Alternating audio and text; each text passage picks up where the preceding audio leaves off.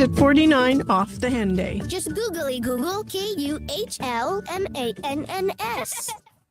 Saturday mornings live on Sports 1440. Powered by Subaru, a world-class leader in environmental performance. Visit Subaru.ca. You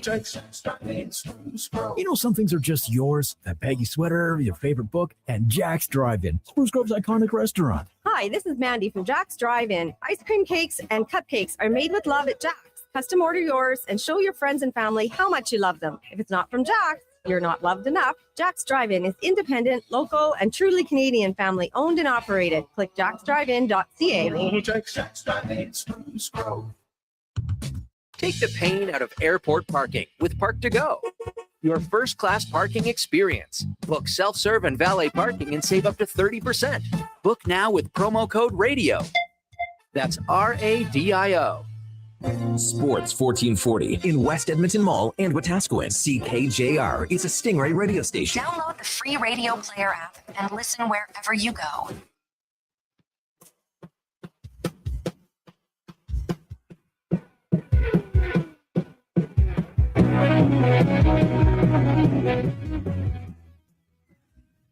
Hoop City with Paul Sir on Sports 1440.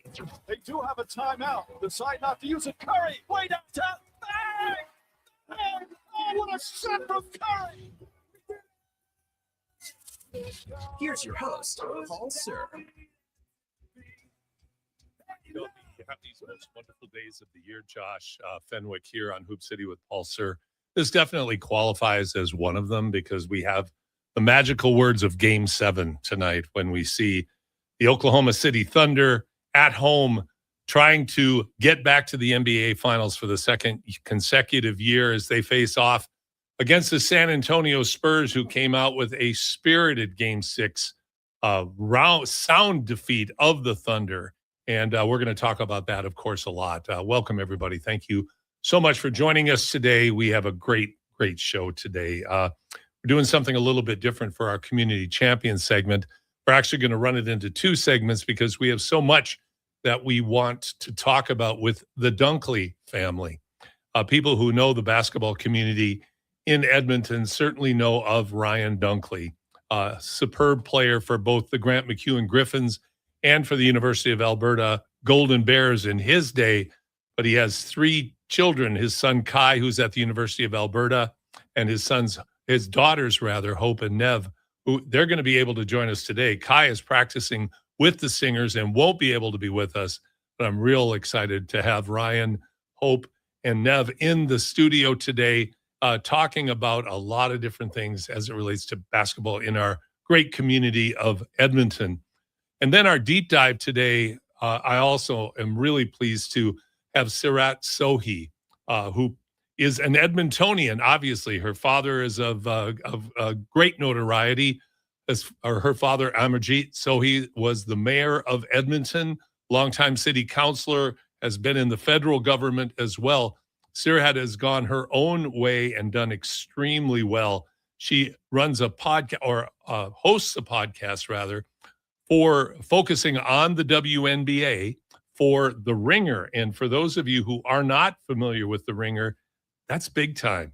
The Ringer is like the, I think, pinnacle of sports podcasts, particularly basketball podcasts. And then they have their little side shows too. I think it's called the Rewatchables. I think that's what it's called. The Rewatchable. Love the Rewatchables. Yeah, fantastic. That's through The Ringer. Sarah writes for them, also broadcasts for them, like I said, on her podcast. She joins us for the deep dive. We had a great conversation yesterday. Excuse me, I have a cold. I'm going to have to take a drink. Sorry about that. Hey. But so we have a great show.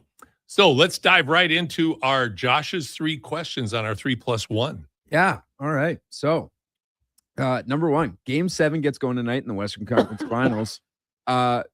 Just a few days ago on the Kevin Carrier show, you predicted a Game 6 win for the Oklahoma City Thunder to punch their ticket back to the finals. You were wrong. 100%. Pretty simple. What is your prediction for tonight's game? The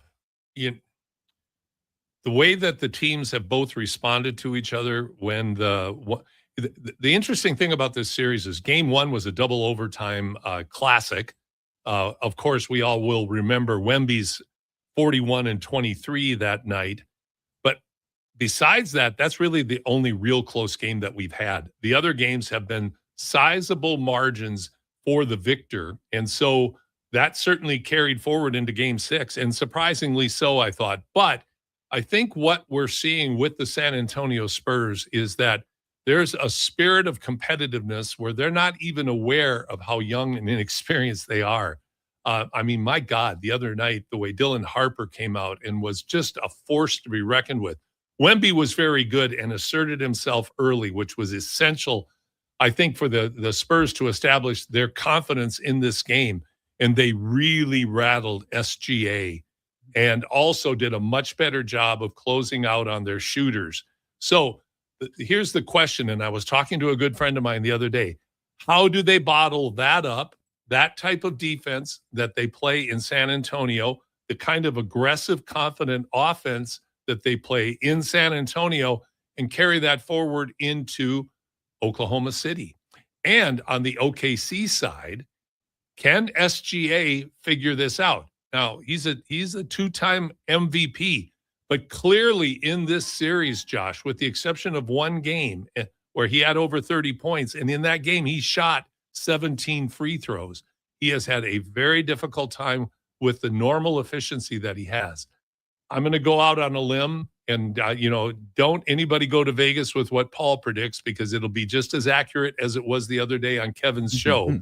But I'm going with San Antonio. I feel like they have something, and the fact that that OKC is banged up, I think, is really important here. This is where they need the all-NBA Jason Williams at this point, because their role players have been phenomenal. But if San Antonio can close out aggressively and rush the three-point shooters, such as Caruso, such as McCain, I really think the Spurs have a shot at taking game 7. How about yourself, Josh? Yeah, I'm in lockstep with you on this one. I've been on the San Antonio hype train basically the entirety of the playoffs. And so I, even on the Triple S this morning, said I think it's going to be Spurs. I think my pre-series prediction was Spurs in 7. Ooh.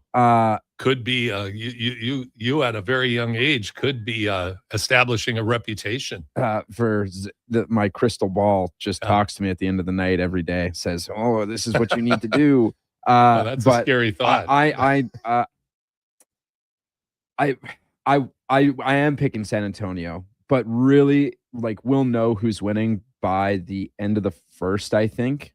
Because the refs did a good job last game, I thought, of determining what was a dirty play and what was just tough defense or more physical defense. Obviously, the Spurs started policing some things themselves.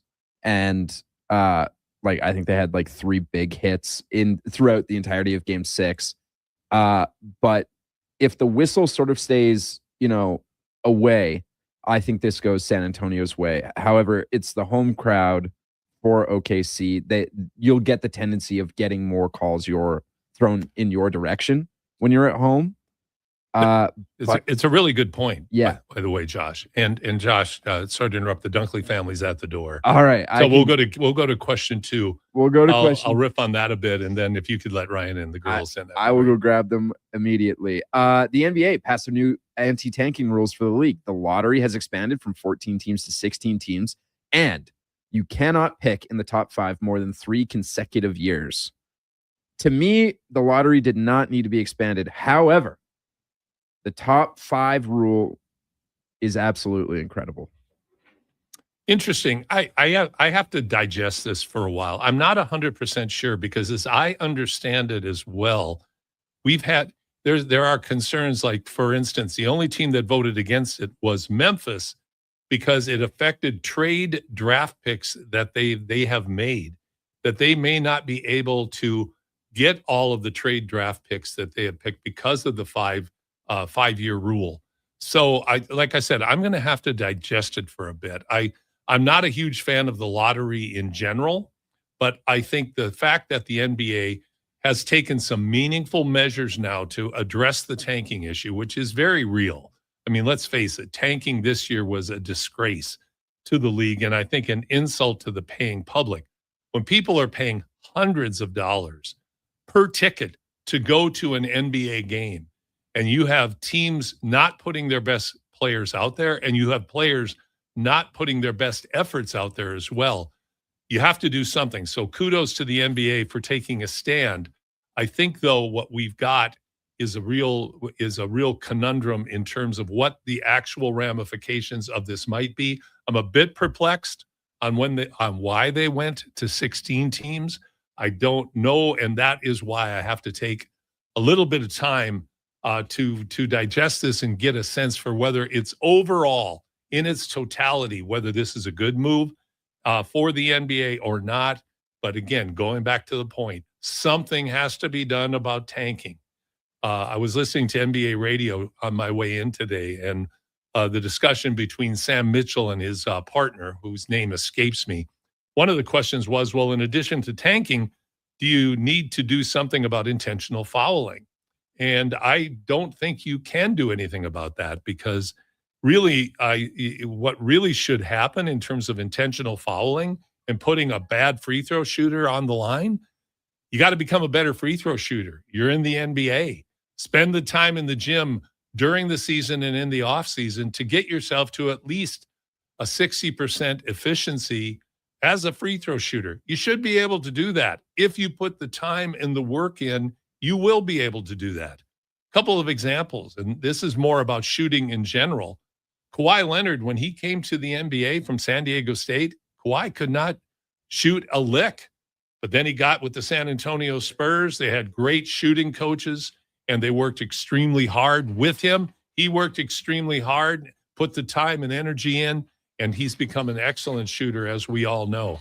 Dunkley family are in the building. We're really excited to have them all here.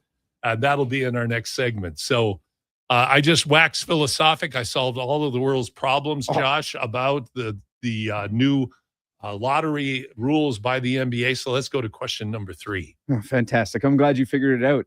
Well, you just got to go to the source. 4 minutes? That is faster than the NBA got it figured out. Absolutely. Well, they just, they could have simplified things, they just got to get your opinion on Absolutely. everything. All right. Number 3, the 2 best words in sports are Game 7. I simply want to know what your top 3 NBA Game 7s are ever. I'm going to start backwards and work forward, and I'm going to go 4 and take liberties. And there's nothing you can do about it. It's your show. Josh. You can do whatever That's you right. want That's in reality. Exactly right. 1969, Boston Celtics were 48-34. They finished 4th in the Eastern Conference in what would be Bill Russell's last season. They literally hobbled into the NBA playoffs. Old men across the board against a powerful Los Angeles Lakers team. Elgin Baylor, Jerry West, Wilt Chamberlain lined up finally to wrestle an NBA championship away from the Celtics, who had won 10 of 12. Guess what happens? Game 7, 108-106. This is how old I am. I remember watching that game on a black and white TV in my bedroom and watching John Havlicek hit the winning shot, as he often did. So the Celtics take their 11th championship in 13 years, and Bill Russell, the great Bill Russell, goes out as an NBA champion again, thwarting Elgin Baylor's quest for a championship and delaying Jerry West's first NBA championship for another 3 years. And the second one, no surprise here, is the Celtics again, and that was in 1984 in their Game 7 victory over the Los Angeles Lakers. So there's 2 Celtic ones. But then going to 2013, I thought one of the great, more current, modern era game was the Miami Heat over the San Antonio Spurs. That was a phenomenal game.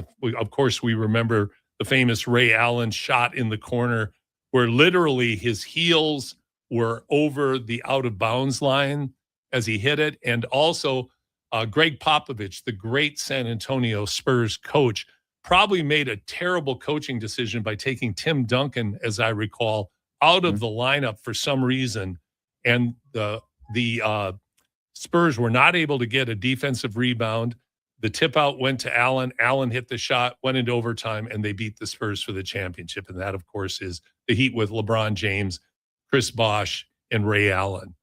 And then my last one, Josh, is the 2016 Cleveland Cavaliers Game 7 win over the Golden State Warriors. After being down 3-1, Draymond Green being the idiot that he often can be, missing Game 6 because he's suspended because of one of his ill-advised cheap shots during the series itself.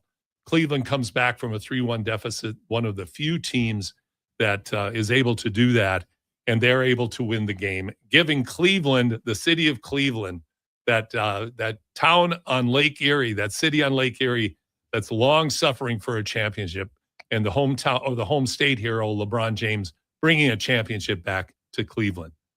So there's my 4, Josh. Hey, that's pretty good. I mean, with a bullet, Game 7 in 2016 is arguably probably the greatest Game 7 ever played.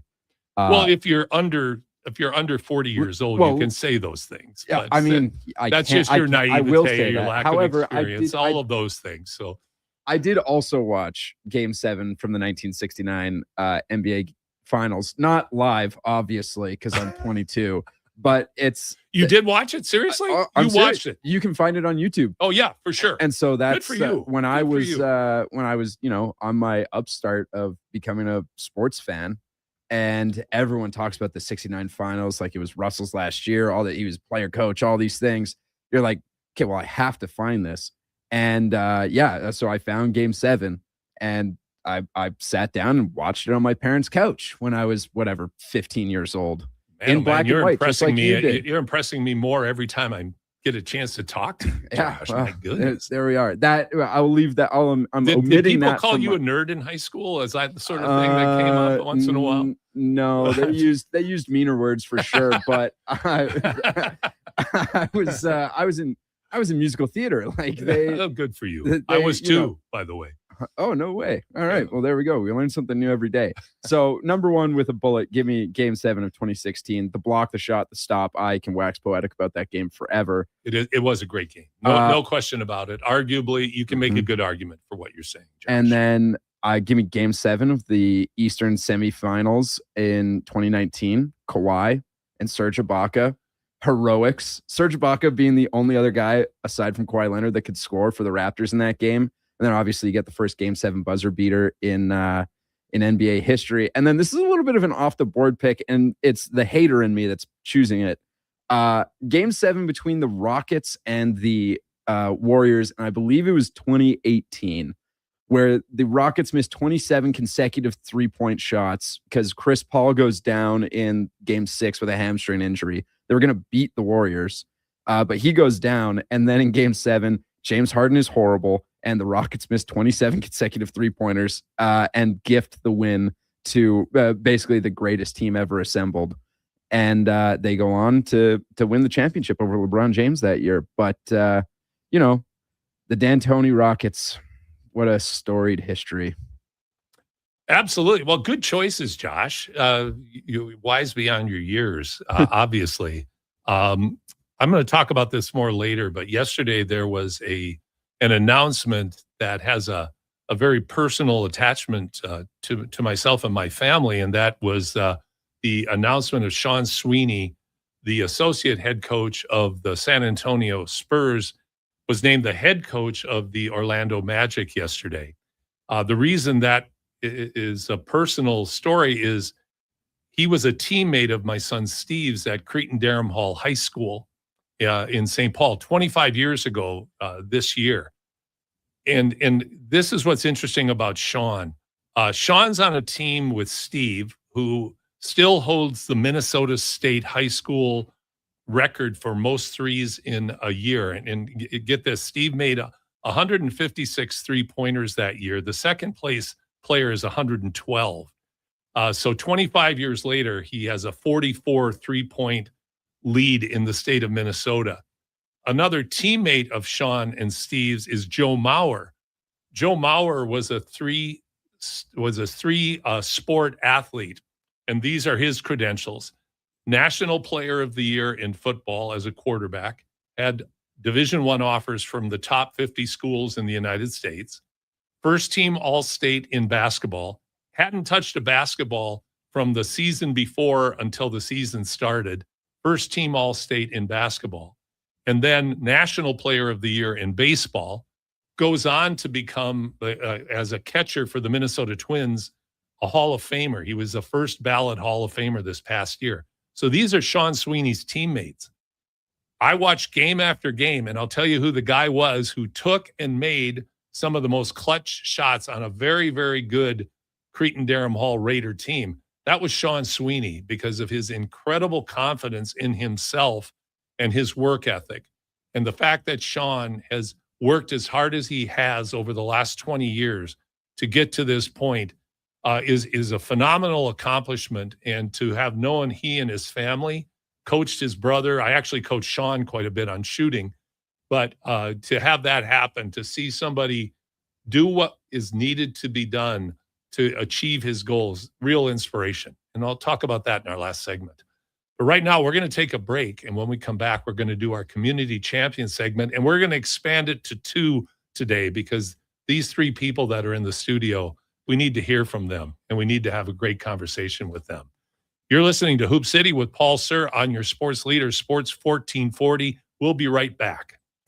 If you're without personal health insurance benefits from your employer and are self-employed or retiring, contact Innovative Benefits. Innovative Benefits helps break down personal health plans to put you in the driver's seat and reduce your net cost. They'll help identify the best plan for you and your family so you can pay for what you do use and look how to reduce what you don't use. Don't be left out in the cold. Understand all your options with Innovative Benefits. For more information, visit innovativebenefits.ca today.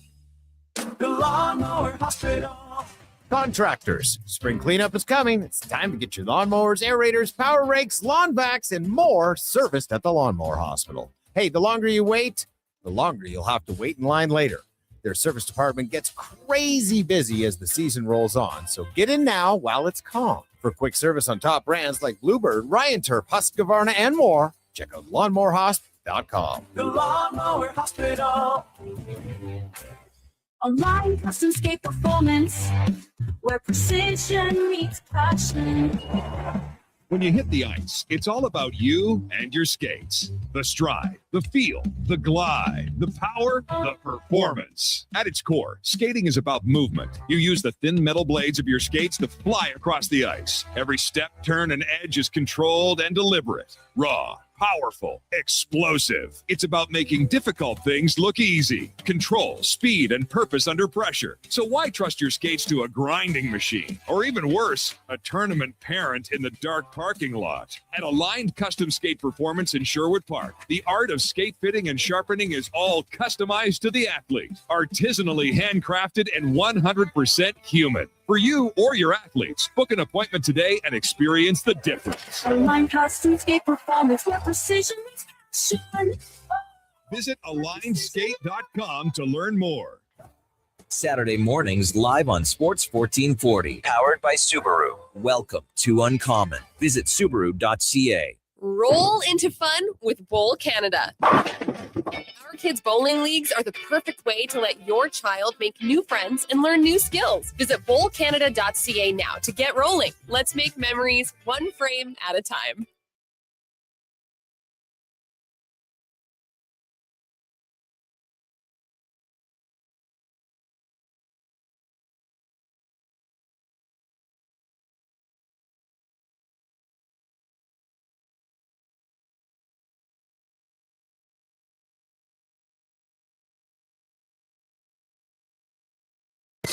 This is Hoop City with Paul Sir on Sports 1440. They do have a timeout. Decide not to use it. Curry, way downtown. Bang! Bang! Oh, what a shot from Curry! We did it! Here's your host, Paul Sir. Welcome back to Hoop City. Paul Sir, I'm glad to be here today with, of course, the great Josh Fenwick. And I have the Dunkley family in here, and I'm going to introduce them in just a second. But this is our Community Champions segment. It's my favorite segment of the week because we talk about the people in our great city who are walking the walk in terms of their commitment to the sport of basketball. And it's not just what they do on the court, it's how they approach the game of basketball and how they really approach the game of life. And our community champion segment is sponsored by Innovative Benefits. And if it's time for you to review your company benefits, your personal insurance and plans and investment strategies, talk to Randy Parrish and his great team at Innovative Benefits. They'll give you straightforward and honest advice with access to the best products in the industry. Trust the great folks at Innovative Benefits to do what's best for you, your family, and your business. And to find out more, go to innovativebenefits.ca. That's innovativebenefits.ca. So I'd like to welcome in today, as I mentioned, the Dunkley family. There's Dad Ryan. Hello, thank you. And daughters Hope and Nev. Welcome, ladies. Thank you. It's great to have you here. Now, Missing one. Kai could not be with us because Kai, who plays at the University of Alberta, had a great career at Ross Shep High School, also works with the Edmonton Stingers, and he was not able to get out of practice this morning.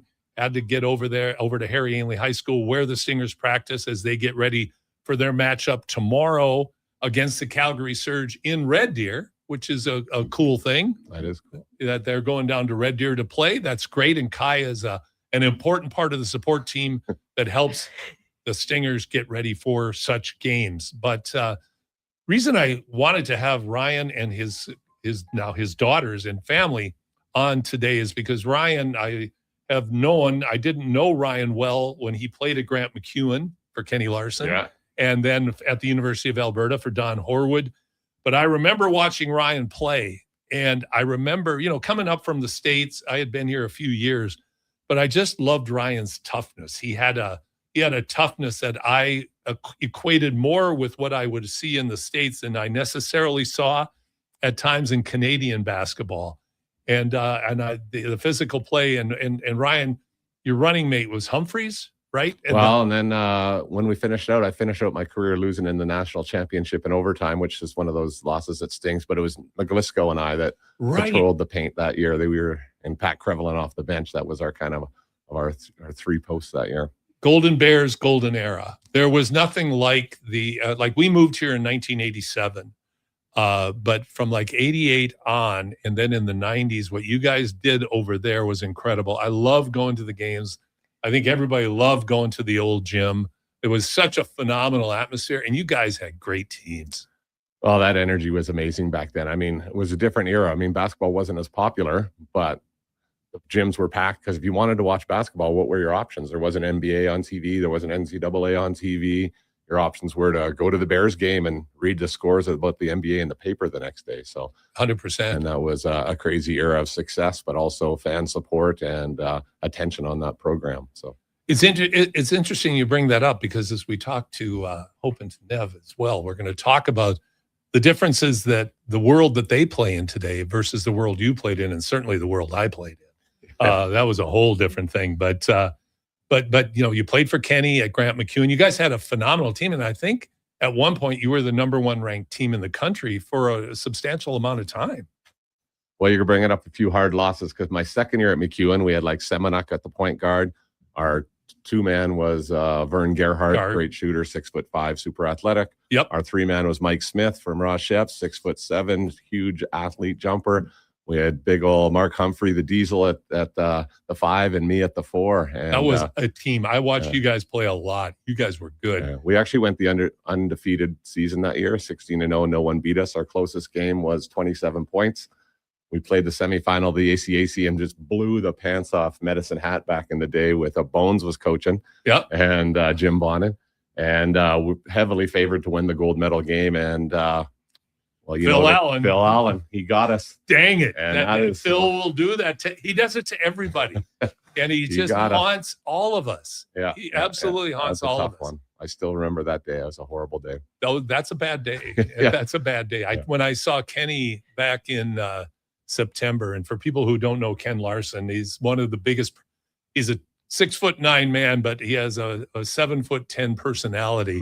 And Kenny still is in mourning over that loss. But the late great Phil Allen, if there was ever a guy who could scheme a team into finding a way to win, it was Phil. He was incredible. And you hated him in the process. I hated that guy back then. I didn't know him as a person. I was just a kid, but you had I couldn't to stand him. hateable. I mean, Phil, Great and guy, he though. purpose. Love the Allens, but hey, Oh, the Allens are phenomenal. And Phil was and here's one of my favorite Phil Allen stories. And it's that, and I coached with Phil. We started the Grads Basketball Club back in '97, but my favorite Phil Allen trick was, if Ryan's the official, I'm looking at Hope and I'm saying, you know what, don't pay attention to the official. He doesn't know what he's doing. He would just sit there and he would just berate and insult the official, knowing the official was fully listening to everything, but pretending like he's talking to his team. Phil had every trick in the book, and it didn't matter. Sure did. He actually got tossed from what we called mini boys game when my sons Ethan and Sam were playing against his youngest son, Corey. I remember this is at Britannia. He gets tossed from the game. He's coaching against my wife, Sandra. And he gets tossed from the game. And these are mini boys. These are under 11 kids. Poor Sandra. She's a saint. Oh, my God. Yeah. The Catholic Church has already got a slot for her. Just absolutely.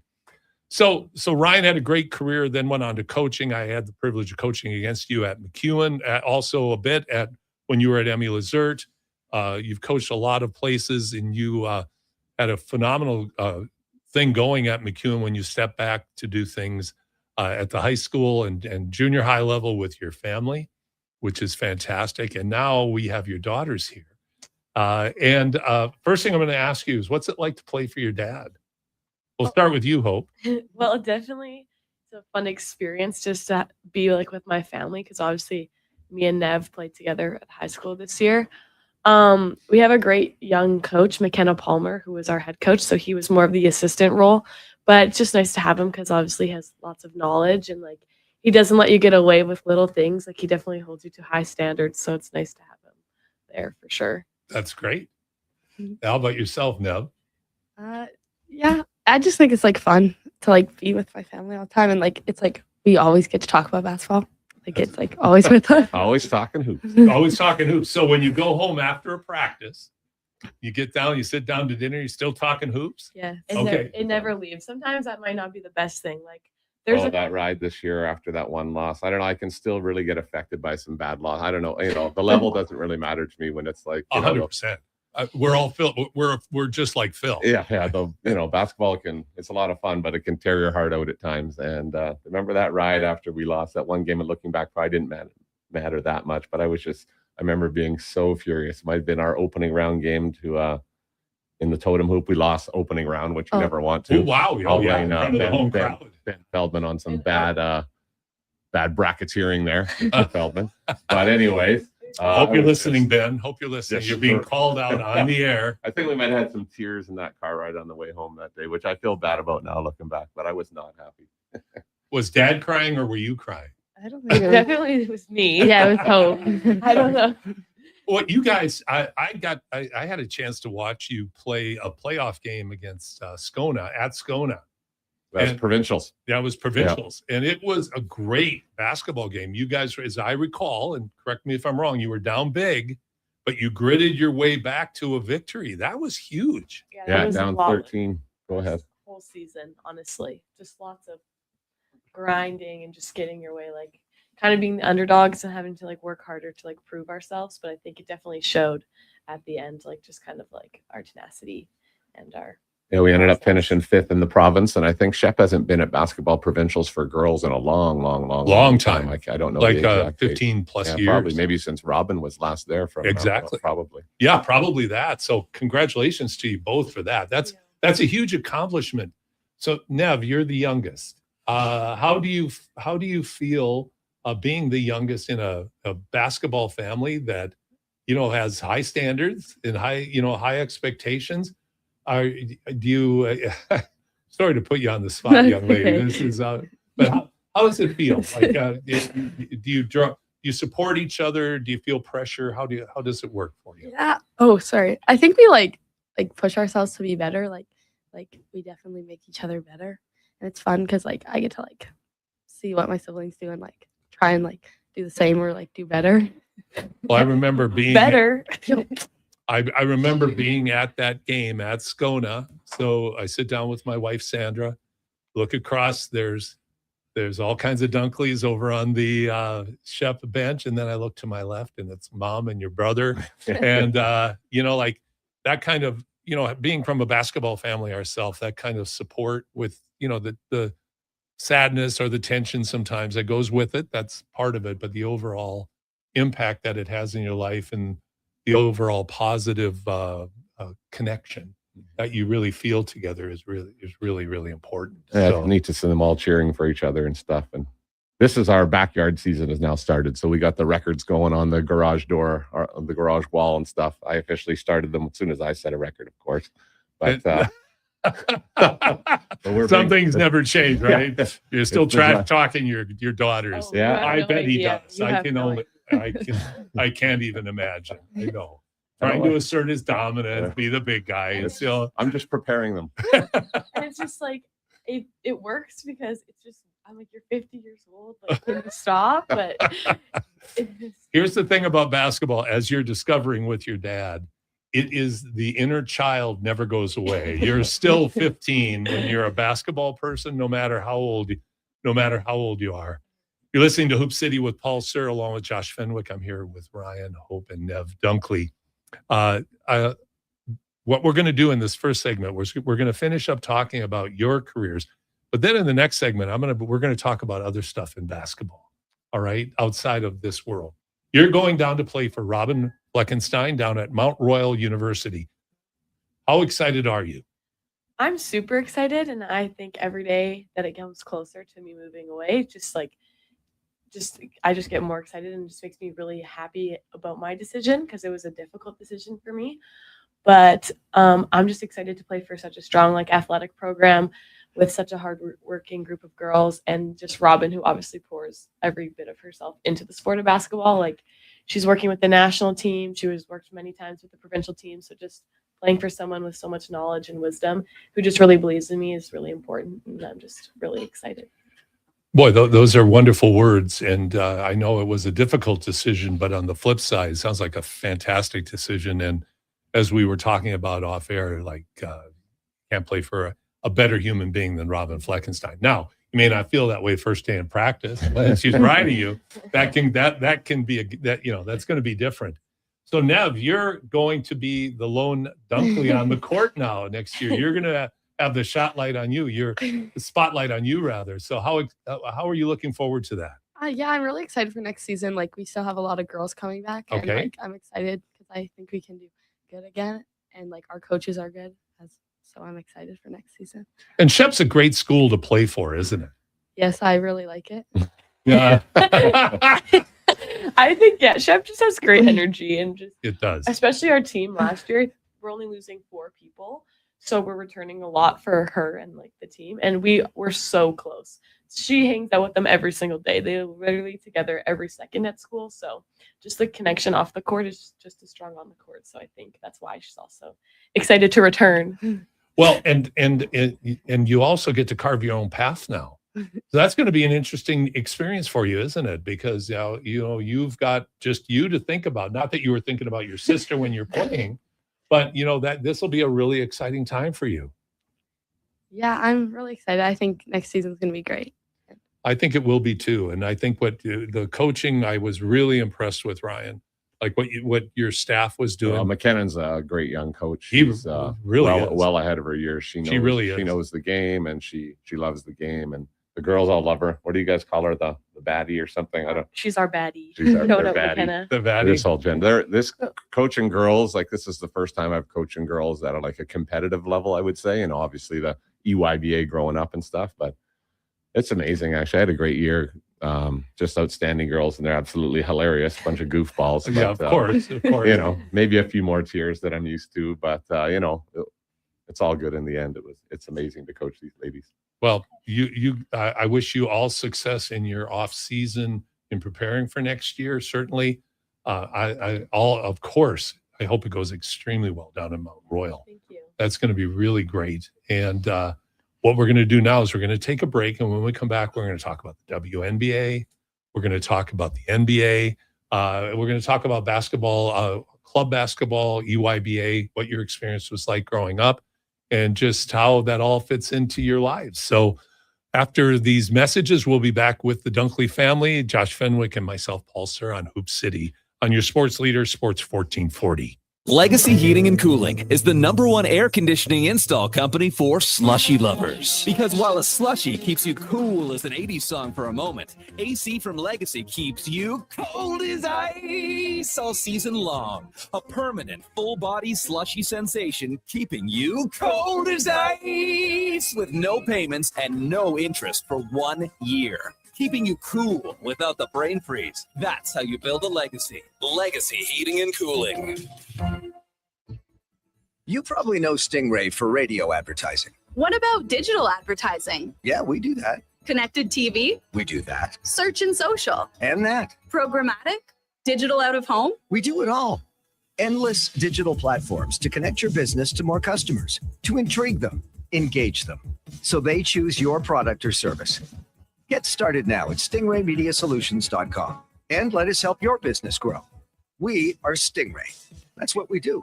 Real protection starts from the ground up. Timberland Pro Boondock Boots provide industrial-grade protection and legendary durability. Their new BOA series give you unmatched fit and performance coupled with all-day anti-fatigue comfort. Find the largest selection of Timberland Boondock BOAs at all 3 of our Edmonton job site workwear locations and online at jobsiteworkwear.ca. Job site workwear, tough for tough jobs. Saturday mornings live on Sports 1440, powered by Subaru, a top safety pick for unmatched peace of mind. Visit Subaru.ca. Take the pain out of airport parking with Park to Go. Your first-class parking experience. Book self-serve and valet parking and save up to 30%. Book now with promo code RADIO. That's RADIO. A Saskatchewan boy who grew up loving and playing sports. At least we think he grew up. Listen to Kevin Carius weekday mornings from 7 to 11 on Edmonton's home for sports, Sports 1440.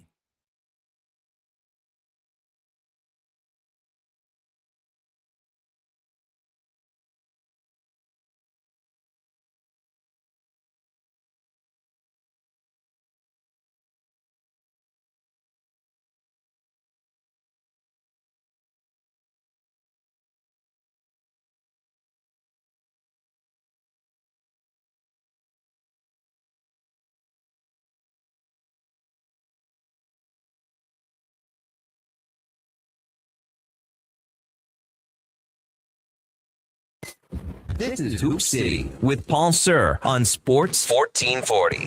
They do have a timeout. Decide not to use it. Curry, way downtown. Bang! Bang! Oh, what a shot from Curry! We did it! Here's your host, Paul Sir. Welcome back to Hoop City with Paul Sir. I'm joined by Ryan, Hope, and Nev Dunkley. And we had a great talk in our first segment about what the experience was this year for Nev and for Hope, and with their dad helping coach over at Ross Shepherd High School. But now let's talk a little bit more about other stuff in basketball. And I'll start with you, Nev, and Hope, about growing up. You played EYBA. Did you play club as well? Not a ton of club. Like mostly we played community, like EYBA, because we are lacrosse players too. So our spring is always dedicated to lacrosse. But as we've gotten older, we played Junior Pandas, or Nev's currently playing in the Pebble League, so Prairie Elite Basketball League, and it's an incredible like club season. It's against almost most Western Canada youth sports schools have junior teams, so it's just like great exposure with just like great coaching because you're learning like modern youth sport basketball like knowledge and like terms and stuff. I love that. How's the experience been so far? I love my team and I like love my coaches. And who are your coaches, if I could ask? Marissa, she is like the head coach at Augustana. Okay. And then this Shay girl, she played at the Pandas a few years ago. And then Sarah, who is on the Pandas right now. Currently, yeah. Okay. That's fantastic. And I, of all of the club experience, if you want to call this club, to me, this is the pinnacle for young ladies to be able to play in this kind of environment and emphasize, because I'm guessing you practice more than you play games, right? Or is that fairly close? You practice twice a week, Yes. And then they have some sort of like lift or like they do nutrition sessions too. And then every couple weeks they'll have like a session in I believe Regina, Saskatoon, Edmonton, and Calgary. So those are like the 4 like host locations.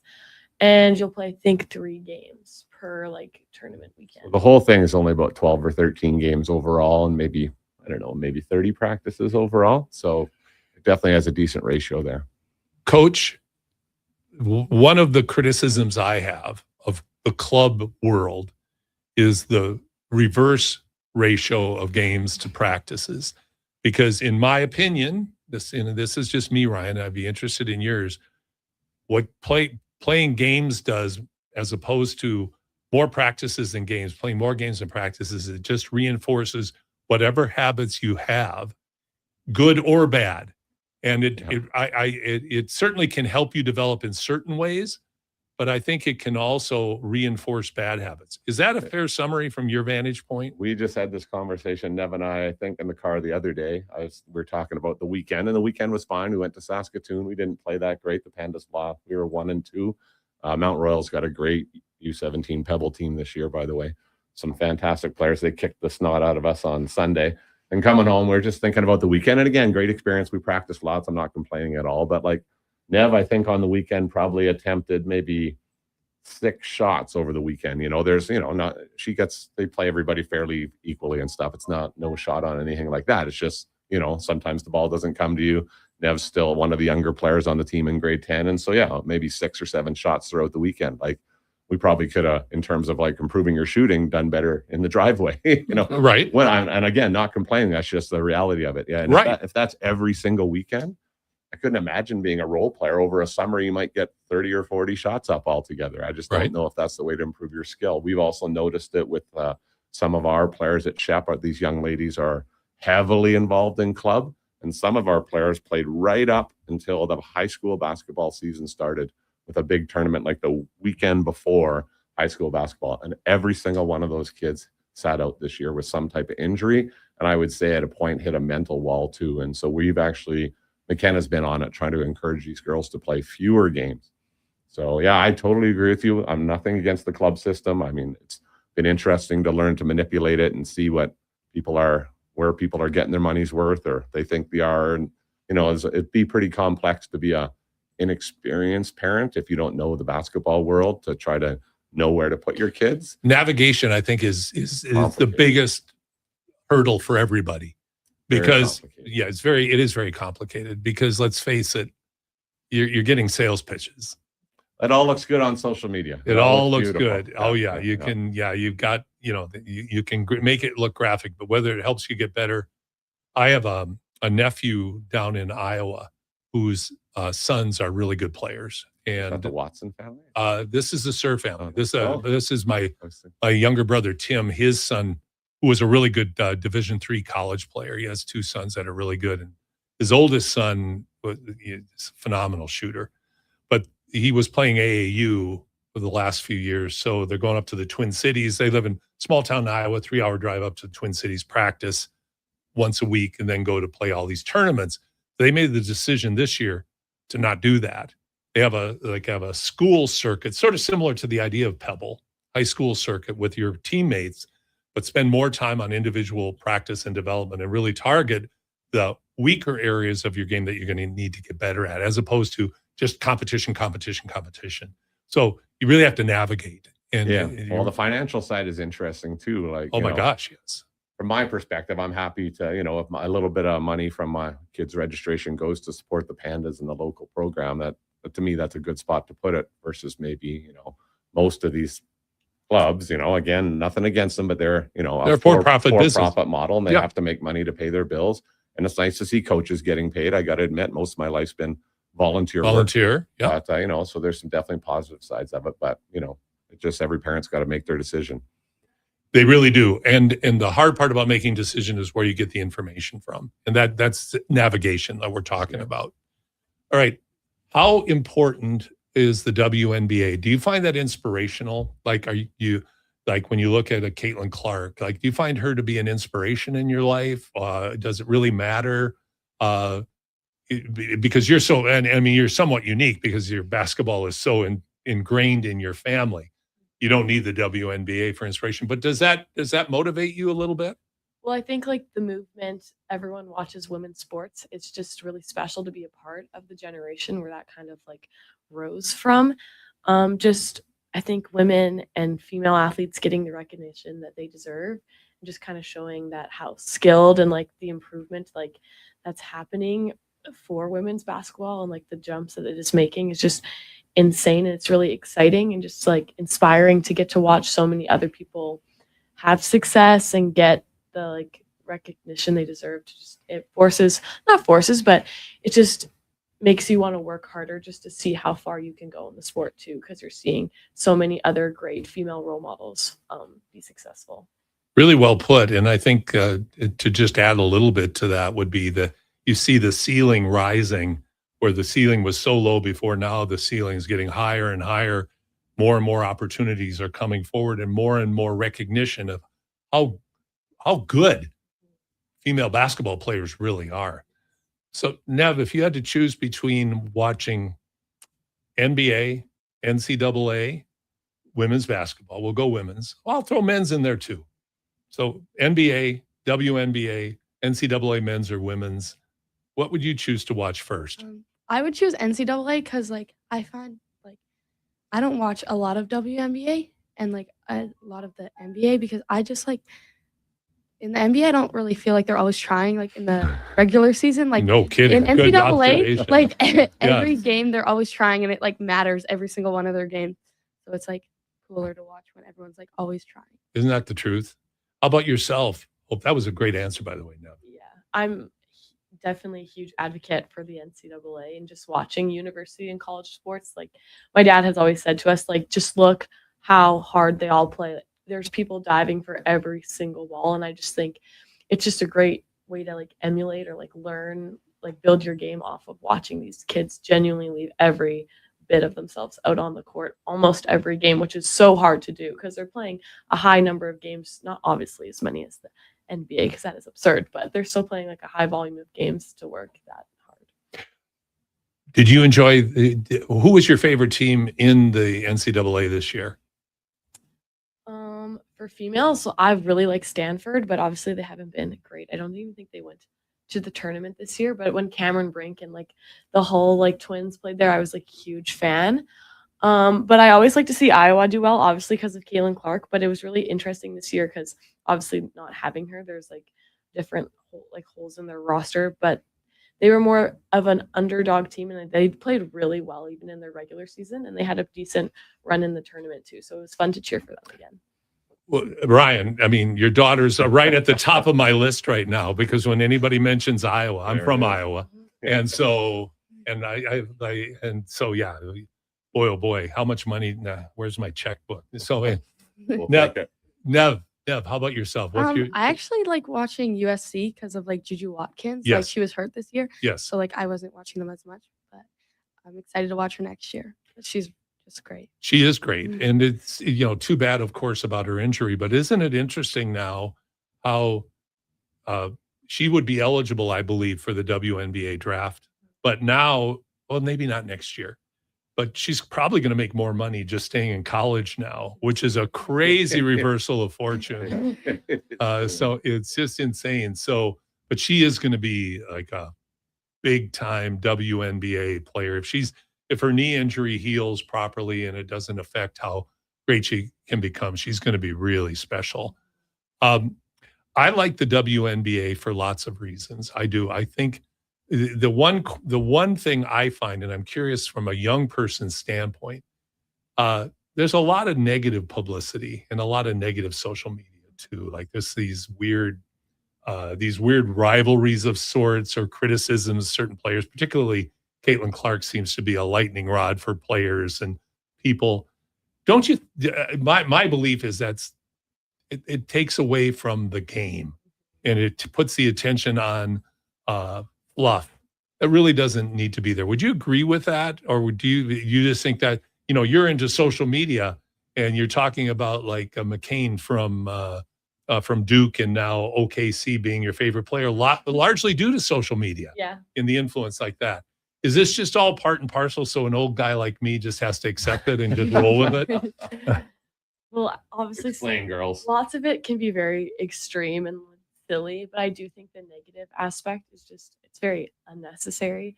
I definitely think there's a lot of shade sometimes, a little more, less now, but thrown towards women's basketball, and like definitely like people will like to show the low lights of it. But I do think there can also be a lot of, not like, obviously it's negative, but it does bring more viewers, or it does kind of show some more of the game. Like it's a publicity, maybe not always for the best reasons, but it does have people talking about it more, which isn't always the worst thing. But that's a good point. I mean, there's always that saying that there's no such thing as bad publicity, and that certainly could be interpreted in that way right now. So, final questions to you, because I'm going to go to your dad to wrap up, because we're going to talk NBA. But if there's one thing you hope to accomplish next year, I'll start with you, Nev. What would that be? I just like another very successful season for Shep. Like go back to provincials and like not just like a one-time thing, and like keep going, and keep building our team, because I think we can do very good. That's awesome. That's awesome. How about yourself, Hope?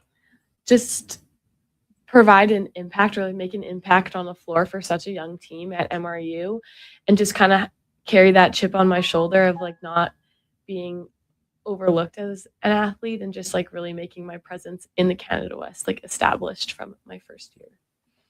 Fantastic. Two very focused young ladies, and very impressive. Dad, let's talk a little bit NBA. First question before we talk about tonight's Game 7. Can't wait. I know. My God, can you believe it? I know. That's been an amazing series. Unbelievable. It has been an amazing series. It's interesting because Josh and I were talking in our opening segment about it's been an amazing series in spite of the fact that really only game 1 was, nip and tuck. Game 2 was pretty close. Pretty close. You're right. It's true. You're right. Game 1 and 2 kind of hyped it up. Yeah. And then since then, they've been kind of lopsided.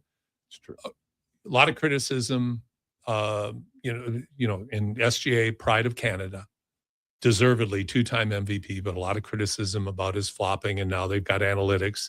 Darn those guys. Yeah. They sit down in their basements, no tans, pocket I didn't know protectors. the stats to fall down the most times, but apparently he's leading in the 17 falling stats or something. 17 to 11, 17 per game to 11 in second place.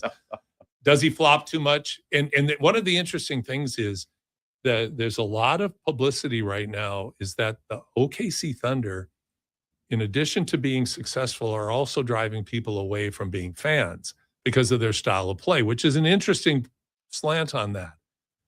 Do you think, I thought last game was the game that probably the officials got it right in terms of they didn't fall for what sometimes I think SGA is a master of it.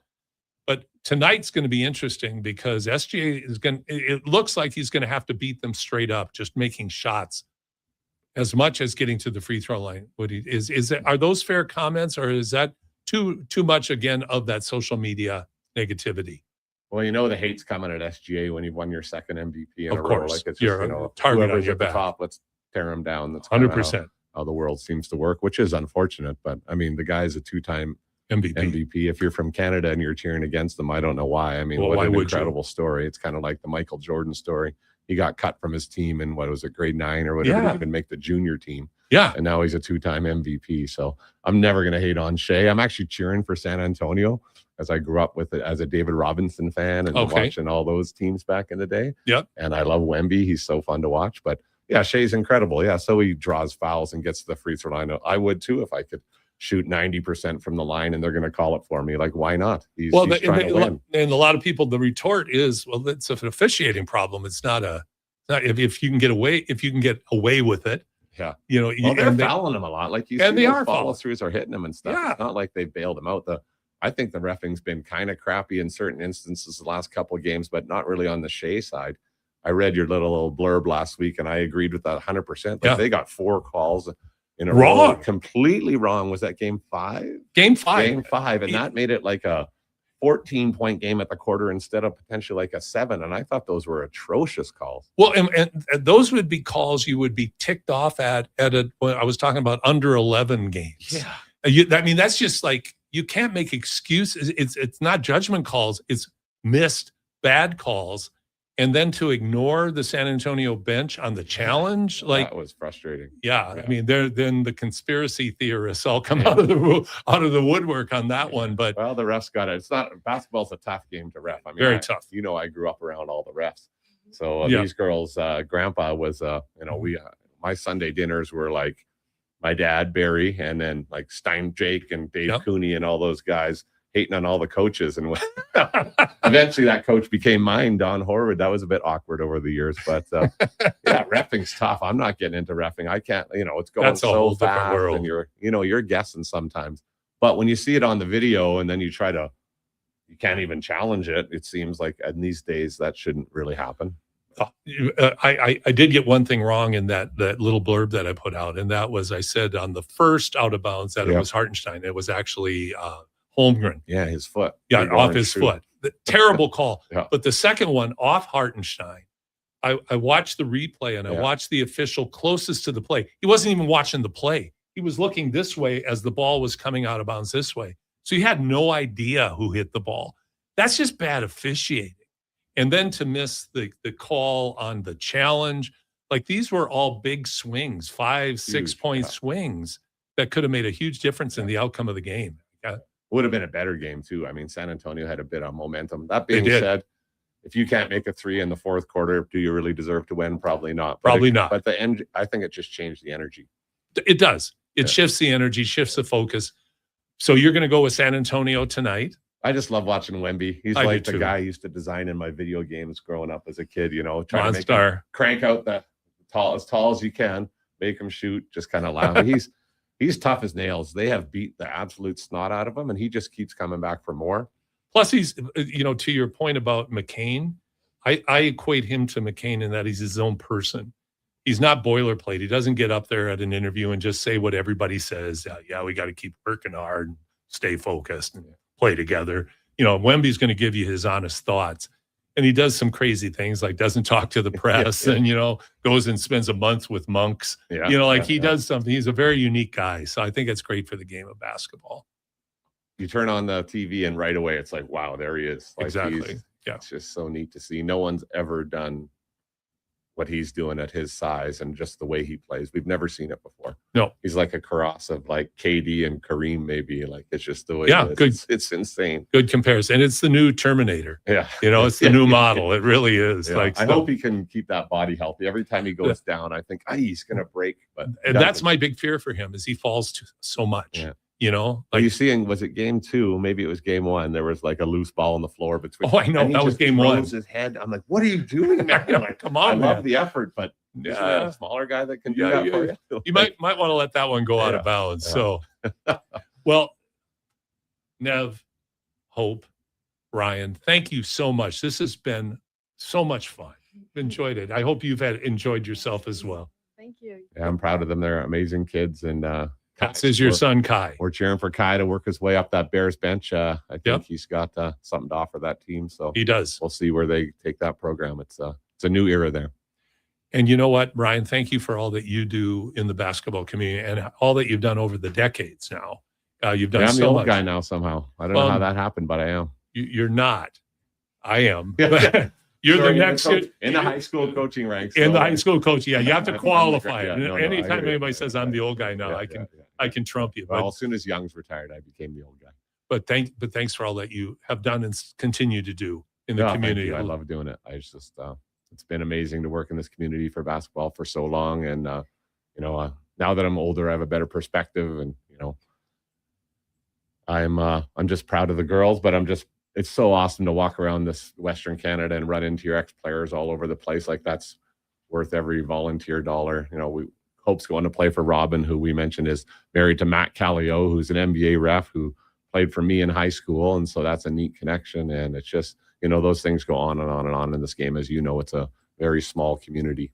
It really is. It really is. And when you see people excel and you have that connection to them, it really is special. Yeah, it's amazing to see. Ryan, Hope, Nev, thank you again.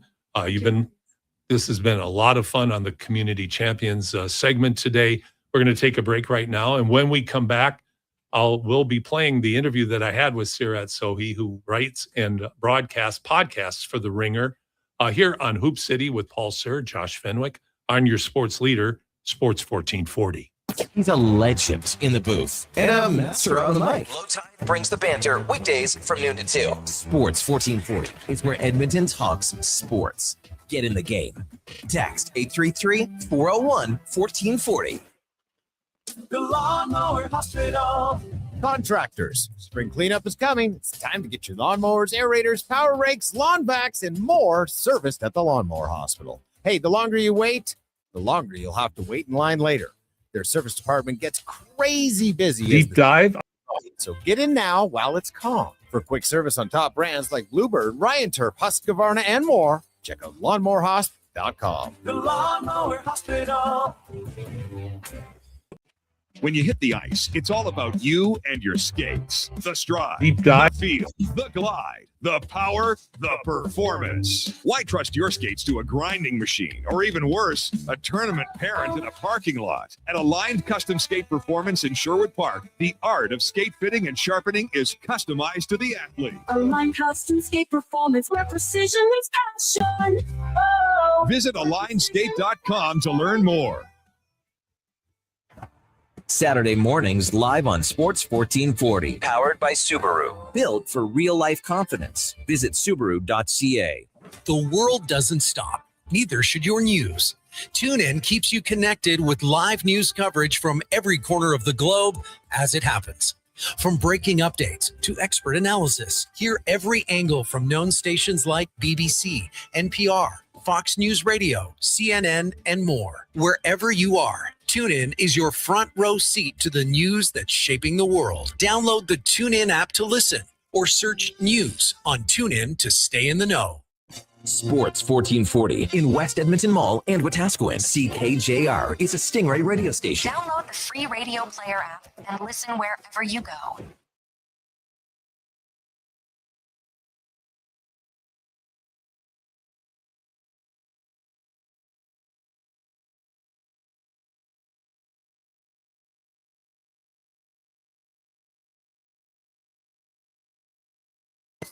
This is Hoop City with Paul Sir on Sports 1440. They do have a timeout. Decide not to use it. Curry, way downtown. Bang! Bang! Oh, what a set from Curry. We did it. Here's your host, Paul Sir. Welcome to the Deep Dive on Hoop City with Paul Sir. I am very pleased to be joined with the host of the podcast for The Ringer, called the WNBA podcast, and that is Edmonton's own Sirat Sohi. Sirat, it is so nice to see you. Thanks for making time to be with me today. No, it's always so lovely to talk to you. I'm really glad that we can make it happen. I certainly am too. I have been craving this conversation for literally months because because the off season was so up and down, highs and lows. Uneven as all get out for the WNBA, but then the agreement finally got done. It laid the table out in a much more what I would call appropriate manner for how athletes now in the WNBA are starting to be compensated. I'm not saying this is the end of the road, but what's your feeling about how the offseason went and where it landed ultimately in setting the table for the future of the WNBA and its players? Well, the off season certainly felt long and turbulent for me as well. So I understand bet it did. where I'm coming from. So the WNBA players were able to come to an agreement with the league for a new CBA that gave them 20% of the revenue share. Now, that's still much less than what the men get. The men get 50% of revenue share, approximately around there. However, because the WNBA is a younger league, that doesn't create as much revenue. Far more of the revenue goes towards the operating costs. So I believe that they came to a fair deal. We got the first $1 million contract doled out this offseason. We saw a crazy frenzy of players that are potentially already looking like they might have been overpaid, as well as some that look really, really underpaid as well. As you can imagine, the teams They were working in a time crunch to get through the expansion draft, free agency, trade season, a lot of dominoes falling at the same time. I think some of the teams really thrived in the chaos. I think some of the teams and even players themselves had to make some hasty decisions, but it set us up for a very exciting free agency period coming right out of March Madness. And it also just cleaned up some of the issues that have plagued the WNBA for a long time. And I think long term, what you're going to see is the product, because of the level of investment that is now in the players, is going to improve. You're going to see players no longer have to go overseas. That means that they will be able to rest in the off season. They will actually be able to focus on developing their own skills. They'll be able to save their surgeries and things like that for the off season. And as you know, in any industry, once the compensation rises for the top level, you see it trickle down as well. So now the league is being able to attract top coaches, top executives. The players are being able to pay the top trainers. So I think we're going to see a number of different factors that are going to just enhance the quality of the league. Very well put, Sarat. And I think what you're talking about is a breakthrough for the league, which had been laboring along for over 3 decades. And that's a long time. And yet it had an aha moment a couple of years ago. We'll go into that in a little bit. But now to see the league get the kind of respect and hard-fought respect, because it wasn't like the off-season negotiations went smoothly and not always amicably. 11th hour, absolutely, yeah. It really did. And then what was so interesting, and I think what a lot of people don't, maybe if you don't really pay close attention to the WNBA, with the agreement this year taking so long to put into place, then you hit the ground running, because now you're talking about the draft right after the NCAA tournament, right after March Madness is over. And then so many players were not signed. So teams were literally out there in a flurry and of frantic activity, signing players to put their teams together. How was that from an observation, from your point of observation, Sarah, to watch all of that chaos come together? Well, I think everybody just has to be very nimble. You saw some unique circumstances too, where I think star players normally in free agency, they visit multiple destinations, or they set up a home base for themselves and multiple teams come to pitch to them over the course of multiple days or sometimes even weeks. In this case, some of the most league defining decisions that were made happened over Zoom meetings. That were, so I thought that aspect of it was very interesting. But I do think some of the players who I think could be major free agency players next year decided to just sign 1-year deals as well, because they didn't necessarily want to make a quick, hasty decision. They said, I'll wait this one out. And then we'll see where the chips fall when I really get a chance to visit these high-end practice facilities, see what a city is really all about.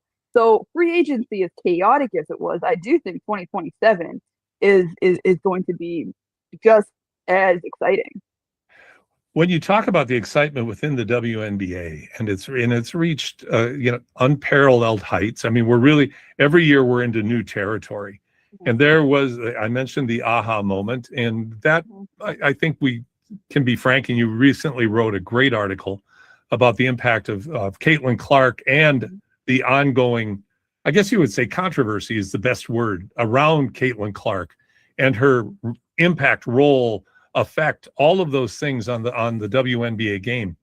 But when things changed quickly, do you think the WNBA is now finding some equilibrium in dealing with their own success? Because I think a lot of people felt that when all of this attention happened very, very quickly, didn't seem like the league was ready. Didn't seem like teams were ready. Do you feel they're settling into it better? Or my observation is there's still a lot of work to do, but they're getting better at handling, I think, the spotlight. What are your thoughts, Sarat?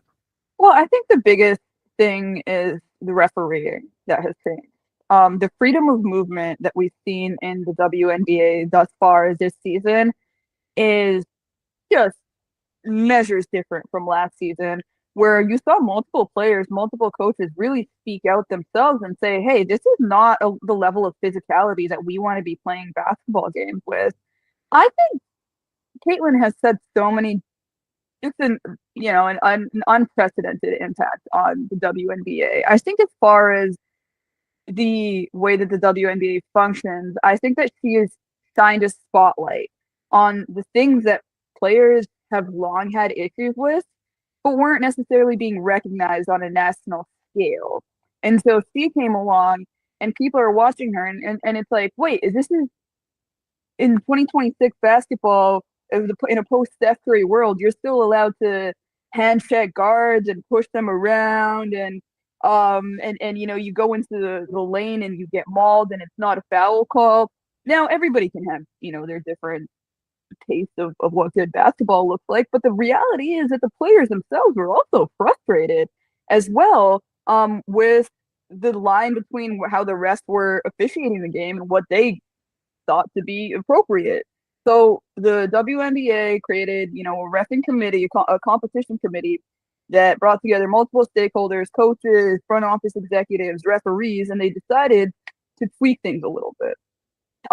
You're seeing the early growing pains of that in some instances. I do think there's now we get sort of the NBA problem of the game gets dragged on in the fourth quarter. And hey, look, we're sports fans. We can never really be happy with anything, right? Of course. Think that they're going through the early growing pains of that, but I do think that shift has been really important. And it's opened up guard play for not just Caitlin, but Sonia Citron's having a fantastic start to the season. Kelsey Plum leading the league in scoring. And then the Caitlin Clark effect broadly now has really trickled down in a way where you have these franchises like the Valkyries and the Liberty who are actually outselling the Fever. And Caitlin played in Golden State last night with the Fever. She's getting booed every time she touches the ball because there was, some back and forth trash talk with her and Tiffany Hayes in the last game. So now you have an animosity. You have this rivalry that's starting to bud here from a team that is also I think the Valkyries and the expansion teams are very interesting. Toronto got its first expansion team as well. And I think the old WNBA has a little bit of drag. It's almost like they're almost like traumatized by past failure in a way where there isn't like the level of investment and even vision sometimes. Whereas these new franchises, they're coming in and they're like, Caitlin Clark effect is here. Women's sports is booming. This is an obviously great investment. Let's pour some money into it and let's see what happens. And that's what the Valkyries have done. It's what the Tempor are doing right now. It's what the Portland Fires, another new expansion team, are doing right now. Valkyrie has a state-of-the-art practice facility. They have done an incredible job of fan engagement. I think Toronto is also doing an incredible job of fan engagement. And these arenas are sold out and they're buzzing and they're excited to be there. It's one of the better tickets that you can get in a city like San Francisco, which is, there's a lot to compete with there. Now I contrast that to my experience with the Sparks. I'm in LA, obviously another city that has a lot of different offerings. And I think even from a fan perspective, there's a level of sort of like, this was one of the storied franchises. And then they have some years of struggle. And you have ownership group that now is starting to invest back in the team a little bit more. But there is sort of a little bit of hesitancy. There's a little bit of drag on the part of everybody who's part of this experience from the get-go. I think you made an interesting point, and I'll expand on it just ever so slightly. I call it the ABA effect. It was the in the ABA in the old days before it merged with the NBA. Mm-hmm. So many of the franchises struggled similarly to the WNBA. Low attendance, lack of sponsor investment and engagement, not much in terms of TV revenue coming in. So if that culture still exists in some capacities in the hallways where people are saying, I'm really not ready, I really don't believe this. Is this just another one of those blips that's going to go away? But I think, like you're saying, the new franchises, Golden State's fantastic, Toronto's tremendous, Portland's great. They see this for what it really is. This is a whole brave new world for women's basketball. And the numbers back it up, don't they? They absolutely do. There's almost like a sort of innocence of youth sort of factor where you don't know what you don't know. Exactly. That's really good. Connect with a high level sponsor. You're just going to send the email, you're just going to make the pitch. Right. And I think that's what a lot of the really successful franchises around the WNBA are doing right now. And yeah, it is borne out in the numbers. I think Caitlin is still, and the Fever is still the biggest television draw, but the ratings are up across the board on astronomical levels for basically every national TV matchup. And I feel it borne out in my coverage as well, right? Where like there was a time when I talk about Caitlin and doing way better than anything else, and now that Caitlin's still Caitlin, but like everything else is leveled out. People want to know about Paige Beckers. They want to know about Tanya Titson. They want to know about Asia Wilson. They want to, know about Dominique Malonga and all these new players coming into the league. And I think that's so essential for this. This would be, again, from my vantage point, that's so essential. Not only that there are now a diversity of stars that people are genuinely interested in and drawn to, but also I think there's a belief that needed to come by the players themselves and the teams themselves that they had that kind of attraction to people. You just have to let it take root. And I think what the Clark effect is it kind of plowed the field. Now the different roots are setting in and new stars are emerging. And it's a very intriguing league, not only in terms of style of play, the level continuing to improve year on year. All of that's really critical. But you have so many interesting and engaging personalities that are, I think, such a draw for fans but I think the inferiority complex or whatever was driving, or the fears, whatever was driving a lot of the people, even at the executive levels, both at the league level and also at the team level, is they have to believe it too, that there is real traction here with the personalities and the players that they have. Well, I think that's why there was so much frustration going into the offseason with Kathy Engelbert. You saw Nafisa Collier make the statement that she made. I think, beyond the fact that, of course, Kathy Engelbert is a commissioner, her job is to save money for the owners, so she is going to negotiate against the players in the CBA. I think everybody understands that. I don't think that was necessarily the criticism of her, as much as it was the lack of belief that she could walk into a room with major sponsors and truly sell the vision of the WNBA when there's a part of her in the back of her mind that isn't necessarily fully convinced. Or is maybe looking at the wrong factors as well. Like we've seen the way that she talked about certain rivalries propping up the league. And to me, I think they should highlight Caitlin. They should highlight Angel Reese anytime you have rivalries. That's very interesting and good. But this isn't necessarily a commissioner who's always understood the demographics of the league, nor what truly makes it fascinating culturally in 2026. Like the fact that we have had I think one of the most interesting aspects of the Caitlin Clark effect is the amount of Gen Z women who are now attracted to the WNBA and are not just following Caitlin, they're following queer players like Paige Beckers. Arenas are getting filled out in cities that have very diverse demographics. And that the WNBA offers a kind of counterbalance to some of the headwinds that women are feeling culturally right now too. Is so much of the progress that has been made has kind of been halted, and there are a lot of efforts, especially in the United States, to draw it back. Well, here for young women are these young athletes who are completely unafraid of being themselves, who are competing at the highest level, who are going on the court. As far as what they're wearing what they want. If they want to wear makeup on the court, they do that. If they want to be like passionate, they want to be angry, if they want to yell at the ref, like all of those things that I think have actually been like way too over policed in the women's basketball world are actually the thing that make it really interesting to a growing, consumer base that's increasingly going to have a little bit more disposable money to also spend, and is also we've seen it with the rise of stan culture as well. This is a demographic that is incredibly passionate, and if they have money or their parents have money, they will get them to go buy them the Taylor Swift tickets that are $2,000. Like there is something to tap into there that I think leagues like even Unrivaled, that I think players have done as their own brand. That's the other aspect of it. So many of these players have their own brands, or they are in other leagues where they do a lot of the negotiating. They understand what makes them sellable as a brand in a way that I think now male athletes do, but is a little bit unique to the athletic space and is increasingly becoming the reality. So they feel like they can walk into these rooms, and I think that they want to be able to say, well, next time there's a media deal, we don't want it to be considered an afterthought to the NBA's media deal. We want to see how much money we can get negotiating it on our own, because look, as live TV and cable struggles, sports is still doing incredibly well. In the WNBA, you have one of the few properties that isn't just staying level, it's actually growing. Now, if one day the entire cable TV bubble just pops, we can have a completely different conversation. But right now, this is a really finite resource that is actually one of the ones that you can have some confidence in, that advertisers really care about.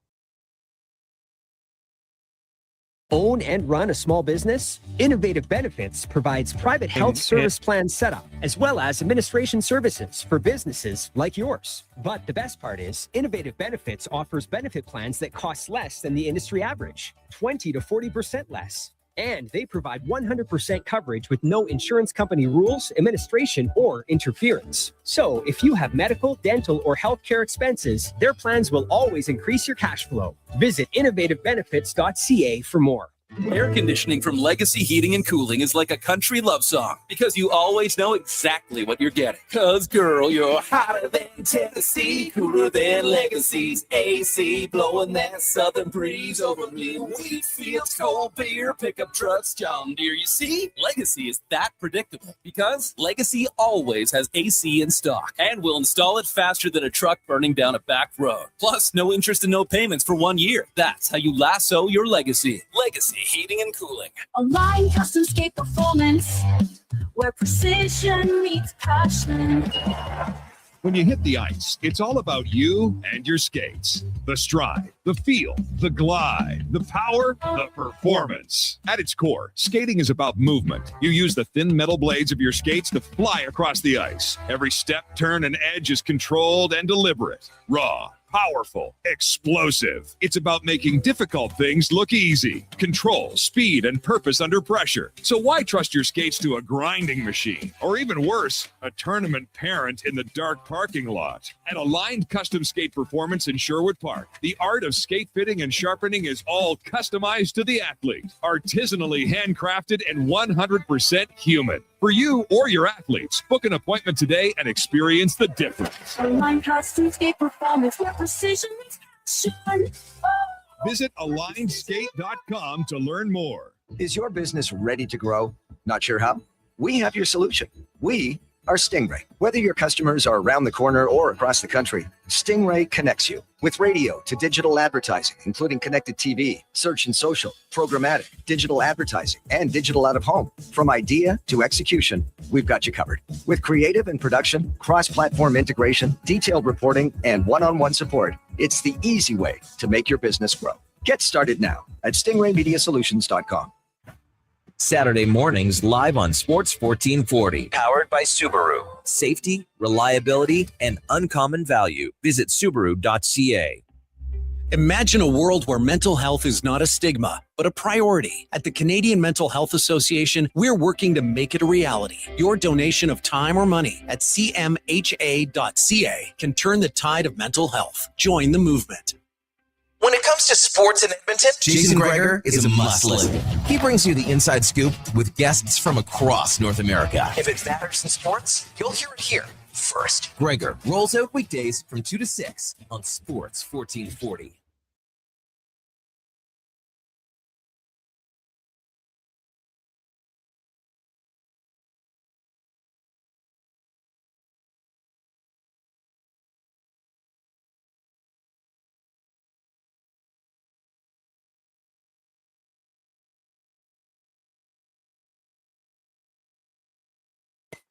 This is Hoop City with Paul Sir on Sports 1440. They do have a timeout. Decide not to use it. Curry, way downtown. Bang! Bang! Oh, what a shot from Curry! We did it! Here's your host, Paul Sir. Well, they do, and I think one of the great things about the game of basketball is the visibility and relatability of the viewer to the players on the court. And, it's been talked about a lot. You watch the NFL, great TV game. You can't see anybody. It's really unique in basketball, men's and women's. You see the facial expressions. You see the physical. You see it physically in a very different way than you do other sports, even baseball. You don't. It's much more up close and personal, and I think that plays very well into the women's game because of the expression, the ability to express themselves, as you pointed out. Plus, I think the game itself stands on its own merits now. That if you like basketball, this is a great game to watch, regardless of gender. This is just a great game. This is a great level and brand of basketball. So I think all of these different factors are falling into place very, very nicely. However, and this is what I want your opinion, and I want to talk a little bit about the article you wrote regarding Caitlin Clark. There's still this hangover of resentment and almost a syndrome of trying to poke holes in the whole thing. And I mean, Caitlin's got a tremendous brand. She's very, very high profile. She's been embraced like no other woman in the WNBA has been embraced. We have to acknowledge that. That causes reactions. However, I think it seems like more and more people are realizing, leave it alone. Let Caitlin be Caitlin and thrive on her own. She's going to have to prove herself every night on the court, just like everybody else. And she'll have a night like last night. I think she had 12. She was, she was okay, but underwhelming. Other nights she's phenomenal, like all other players are. So the more they let it go and let it be and be a part of, the better it is, I think, for the league, because then the players can focus, and the teams too, because I thought the Fever and the Fever coach, and her name escapes me now, at times have handled the situation just inexplicably poorly. But now it seems like they're settling into a comfort level now where they can accept the fact that Caitlin Clark is this Tiger Woods, Michael Jordan-esque figure in the league and all the benefits that have sprung from it, but don't keep trying to take cheap shots at it to somehow tear it down and bring it down to a different level. It's better for the league just to let it rise and fall on its own merits. That's my point. I think we might have a touch of disagreement here, because I think yes, 2024 when Caitlin came in, I don't think that people were ready for it, and there was a lot of just general feelings about this number one pick, most famous athlete in women's basketball coming out of college. And now all of a sudden, all these eyeballs are joining, and everybody's got their opinions and things like that. I do think that the league and the players themselves have definitely outgrown that aspect of it. I think now the problem is that those early days created an algorithmic craving for resentment bait, for rage bait content around Caitlin Clark. When you think about when Caitlin entered the mainstream consciousness, he has always been tied to an enemy of some sort, right? Angel Reese. Great point. Diana Taurasi, the rest, the league itself. I think so many of those things have actually cooled down. Now her and Angel are playing this week. They just haven't played for a while. Who knows if that rivalry will get stoked again. And I think that, in fact, like a lot of the experience with Caitlin, seeing her at the All-Star game, hanging out with her peers and stuff, like her on the Studbud stream, her at Team USA, throwing passes to Angel, playing the guard position with Paige Beckers, all those things were great and fun, and you could tell that she was really getting along with her teammates. People were getting to know her, just seeing that, hey, she's just like the rest of us. There's been a lot of connectivity. The problem is that those are good, fun stories. They don't feed the beast that sustains itself on rage and suspicious, and everybody is out to get her. And that vacuum still needs to be filled, even if that reality has changed. So now I think the machine is sort of eating itself. And now it's looking for slights. It's looking for, like, every time Steph White isn't effusive, that's her coach, isn't effusive in her praise for her, people are sort of like, oh, does that mean that she hates her? I think that the skepticism has been replaced with a level of paranoia, so that these content creators, a lot of which is like oftentimes AI created content, can continue to sort of survive. And what's happened is that they've now started to look for enemies within the FIBA organization because it's becoming more and more difficult to find them outside of it. Now, she did just have that dust up with Tiffany Hayes, so I do think the actual Caitlin Clark experience will provide for plenty of that in an organic way, because she is a trash talker. She does hit a logo tree in your face and talk to you about it, right? Like, there is exactly right. enough of that organically. The problem is that sometimes it's not always going to happen every night, and the machine needs it to be happening. So in this instance, she didn't play a game. She was a scratch 2 hours prior to the game. I think it's probably load management. I don't think the Fever handled it well. No, and they didn't. I think that the issue now is that when the Fever make a mistake, or they engage in a level of ambiguity, which I do think is just part and parcel of load management, because you're not actually allowed to do it, so you kind of have to lie. That's actually interesting in and of itself to me, right? Like, that's a story. The thing is now, those stories get just escalated to a level of, instead of it being load management, it's her coach holding her out.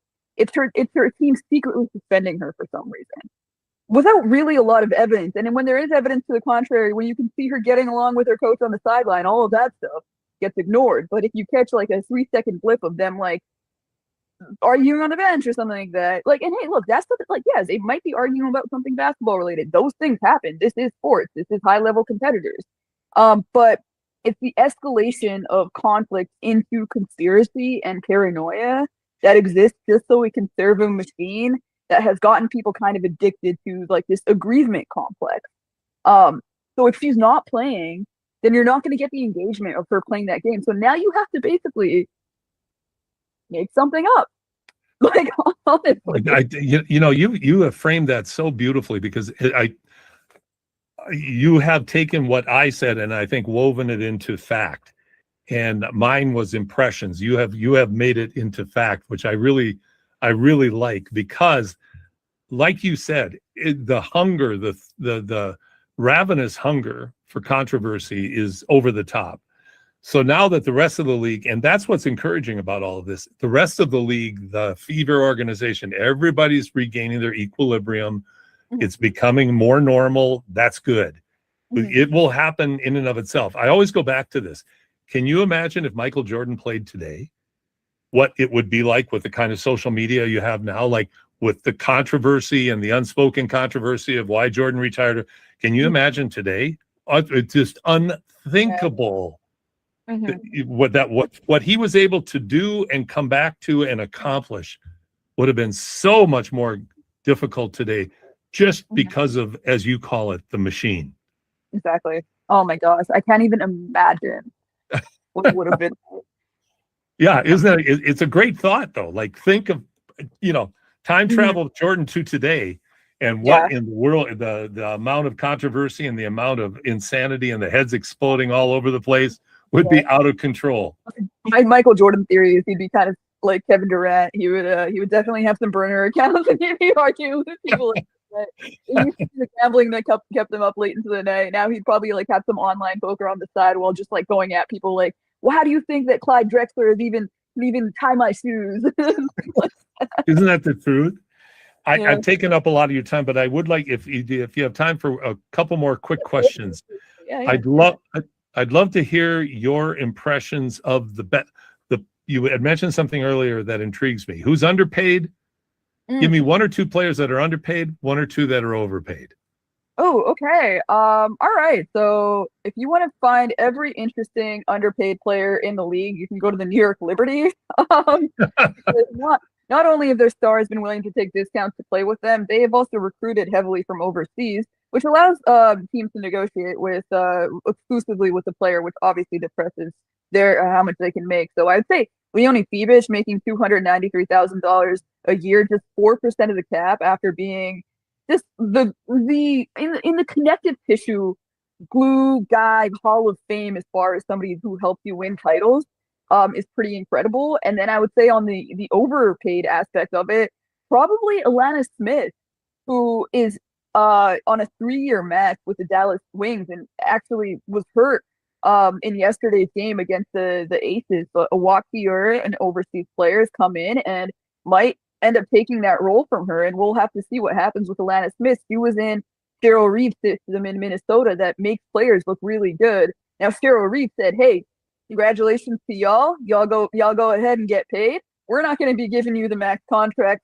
We're going to recruit you in the aggregate." And that's what Minnesota has done. No Nafisa Collier, yet they're at the top of the league, 5-2 in the standings. A lot of it owing to, if you want to watch an exciting player, exciting young rookie, Olivia Miles is a generational passer. She is so fun to watch especially in the open court. Mm-hmm. Oh my gosh, she's one of the best pick and roll players that I've ever seen. It's incredible to me that she's been able to be a rookie and have the reads that she's had. She's running more pick and roll than I think anybody in the league. Cheryl Reeves has completely empowered her, and they also just as you know, you're a longtime basketball coach. You can run the same play over and over again as long as it looks a little bit different every time. And that's what they do a great job of doing. And she is just taking the reins of that team, and she has them in a great place. So quickly on the expansion teams, one of the things that's fascinating is like the Valkyries' success as an expansion team was a revelation. But now this year, both early on, Portland 5-3, Toronto 4-4. Two pretty good teams, and they get on the court and they compete with everybody. That's really, again, unique to I shouldn't say to the WNBA. NHL, you had the Golden Knights. They came in and were able to become relevant right away when they were an expansion team. But it is really unique, and I think it's a tribute to the management in both of those franchises that they were able to go out, prepare their organization, set the table to really be engaged in the community early, and then to put together a very nice roster top to bottom that's able to go out and play really, really well in the WNBA. Yeah, I think it comes back to that clean slate aspect of things. You don't have to clean out any old institutional thinking. You can just start a blank slate. You can say, this is my vision. That's a beautiful gift to have. And I think Toronto having the luxury of Sandy Bordello getting fired and having her fall into their laps, which is a championship level coach, and that got them just an incredible head start. And I think that they also just had an amazing expansion draft. Now, the expansion draft has some disadvantages, but if you know what you want, it can be a great thing. And they did a great job of getting a bunch of different players that, and free agency too, that are mismatch nightmares, that are specialists at one or two things that fit really, really well together. Nobody is defending Brittany Sykes off the dribble. Nobody's guarding Marina Mabry at the top of her 3-point shot. When Aaliyah Nye comes back, she's no longer on the roster. She's a great 3-point shooter that was in their expansion draft. I love Laura Yuskaide, who they got from overseas. Niara Sabli, one of the best pick and roll threats in the league, and we're seeing what she's able to do in the post and her expanding her game to the 3-point line, career high 29 points the other night. They just have a level of synergy. Nobody's stepping on each other's toes. They win the game without Julie Allemond, who I think is one of the better table setters in the league, but it's the versatility of what everybody's able to do and the way that all of their skills play off of each other that makes it, so seamless for them. It's a great start for the Tempo. It's a great start for the WNBA in Canada. And I just think the way that the league is going right now is setting itself up to gain momentum through the course of this season. And Sarah, you have been very generous with your time. I am thrilled to be able to talk with you. I hope in the not too distant future we can do this again, because I love bringing your voice back to our listeners and having them understand how this girl from Edmonton is down there in the thick of it in the WA and just doing remarkable work. Oh, thank you so much. It's always great to talk to you, Paul. All right, Sarah Sohi with The Ringer. You can listen to her podcast with The Ringer. You can read her great articles with The Ringer as well. Thanks so much for joining us on Hoop City, The Deep Dive.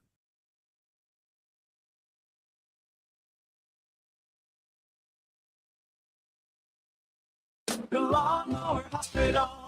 Call Contractors, spring cleanup is coming. It's time to get your lawnmowers, aerators, power rakes, lawn vacs, and more serviced at the Lawnmower Hospital. Hey, the longer you wait, the longer you'll have to wait in line later. Their service department gets crazy busy as the season rolls on, so get in now while it's calm. For quick service on top brands like Bluebird, Ryan Turf, Husqvarna, and more, check out lawnmowerhosp.com. The Lawnmower Hospital. All the protection you want, none of the weight. Introducing Timberland Pro's Boondock Ultra Light Work Boots, the lightest Boondock yet, with the Timberland durability you expect. Conquer long shifts, move faster, and work safer with all-day comfort in a lightweight package. Find your Boondock Ultralights now at all 3 of our Edmonton job site workwear locations and online at jobsiteworkwear.ca. Job site workwear, tough for tough jobs. Hey, ready for our big adventure this weekend? Absolutely. Do we have our 3 T's covered? You bet. Trip, plan set, we've got the training, and we'll take all the essentials. Great. I checked all the advisories in the area we're going to and invited a few more friends. Better safe in a group than sorry, right? Of course. The more the merrier. Adventure smart when you head out to enjoy our national and provincial parks. Learn more about being safe and smart in the great outdoors at parks.canada.ca. Saturday mornings live on Sports 1440, powered by Subaru. The perfect choice for Alberta's challenging weather and road conditions. Visit Subaru.ca. Caring for a loved one can be demanding. Heart to Care provides professional respite services, giving families time to rest and recharge while ensuring quality care at home. A preferred vendor with FSCD, AHS, and WCD. Hearttocare.ca. Around the world, from London, Tokyo, Japan, New York, it's a good center. London, Tokyo, New York, Ottawa, Sao Paulo. Right now, the world's greatest newsrooms are on the air. BBC World Service, CNN, Fox News Radio, MS Now, AP Radio. Every perspective, every language, every breaking story live on TuneIn. Because when the news is big, one source is never enough. Download the TuneIn app to listen or search news on TuneIn to stay in the know. 24 hours a day, 7 days a week. Edmonton sports fans stay informed with Sports 1440. Stream us. Listen to us on the AM dial. However you consume this radio station, thanks for listening.